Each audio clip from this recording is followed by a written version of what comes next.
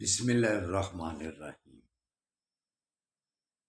اٹھو مسلمانوں، اپنے مقدر جگا لو، نماز ادا کر کے اپنے اللہ کو منا لو۔ کھول کے دیکھ چشم دل، آتا ہے لطف کیا نماز میں، ہر طرف آتا ہے نظر نور خدا نماز میں۔ میرے دوستو، میرے برخوردار، آپ کو یہی درخواست کرتا ہوں کہ نوافل کی کثرت کرو،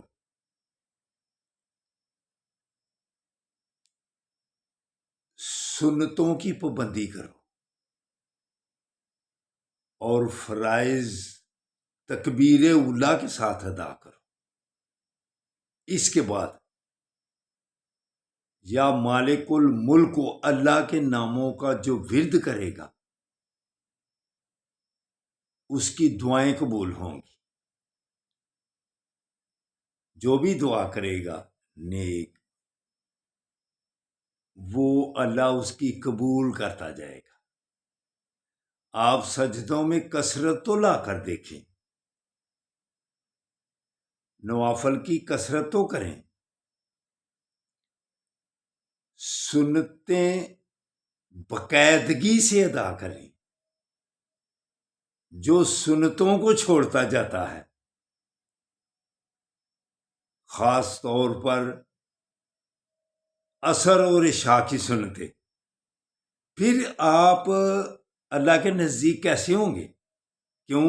آپ نے رکوع اور سجود کم کر دیے ہیں، آپ نے صرف اکتفا کر لیا ہوا ہے فرائض پڑھ لیں، فرائض پڑھ لیں۔ تو فرائض بھی آپ پھر سستی کریں گے، تکبیر اولا کے ساتھ کیسے پڑھیں گے؟ 40 دن تکبیر اولا کے ساتھ نماز پڑھ کے تو دیکھو، کوشش تو کرو 40 دن تکبیر اولا کے ساتھ نماز پڑھنے کی۔ آقا صلی اللہ علیہ وآلہ وسلم نے ارشاد فرمایا ہوا ہے کہ جس نے اپنی آنکھوں کی حفاظت کر لی اور 40 دن تکبیر اولا کے ساتھ نماز ادا کر لی، 40 دن آپ پوری کر لیں اور میرے سے جنت کی گارنٹی پر دستخط کرا لیں۔ گارنٹی دیتا ہوں آپ جنتی ہو جائیں گے۔ لیکن اب جب ہم سنتیں ہی چھوڑتے جائیں گے تو تکبیر اولا کیسے پوری ہوگی؟ جب آپ عصر اور عشاء کی سنتیں ہی آپ کو عادت ہی نہ رہے، آپ بھول ہی گئے ہوں ان سنتوں کو۔ یہ سنتیں اتنی اہمیت کی حامل ہیں کہ ایک اللہ کے نیک بزرگ انہوں نے اعلان کر دیا کہ میرا جنازہ وہ پڑھائے جو عصر کی سنتوں کی پابندی کرتا ہو اور قضا ہونے سے دور رہا ہو۔ کبھی بھی اس نے عصر کی سنتیں مت چھوڑی۔ پھر کون جو جنازہ پڑھائے؟ پھر وقت کے بادشاہ کو پتہ چلا کہ اللہ کے نیک بزرگوں کا یہ پیغام تھا کہ میری جنازہ وہ پڑھائے کہ جس کی سنتیں عصر کی مت چھوٹی ہوں۔ پھر ان کو پھر ظاہر ہونا پڑا، انہوں نے پھر اس بادشاہ نے جنازہ پڑھایا۔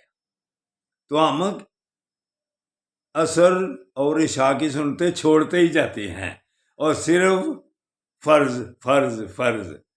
پھر اللہ کے نزدیک کیسے ہوگے جب نوافل کی کثرت بھی چھوڑ دی، سنتیں بھی چھوڑ دی ہیں، تکبیر اولا تو چھوٹتی پھر رہے گی۔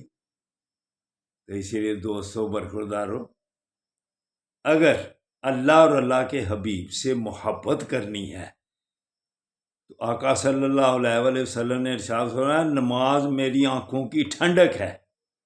تو جس نے سنتیں اور نوافل کی کثرت کری اور باقاعدگی سے تکبیر اولا کے ساتھ نماز پڑھی، اس نے آنکھوں کی ٹھنڈک کو پورا کیا۔ علامہ اقبال کیا خوب ارشاد فرماتے ہیں کی محمد صلی اللہ علیہ وآلہ وسلم سے وفا تو نے